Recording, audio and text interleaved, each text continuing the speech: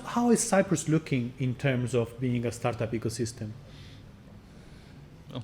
It's looking better. Yes, definitely. It's been a slow growth. I mean, it's look, we've been active for 8 years, and in the beginning, only thing happening was, networking events, everything. People were still trying to understand what their role is. You have different players. The startups, there were no startups. They were trying to form. We know, there were how many exits that happened in the last year in the tech sector. I mean, startups are tech, basically. So, but now we see a focus. We see many fintech startups coming up, biotech startups coming up.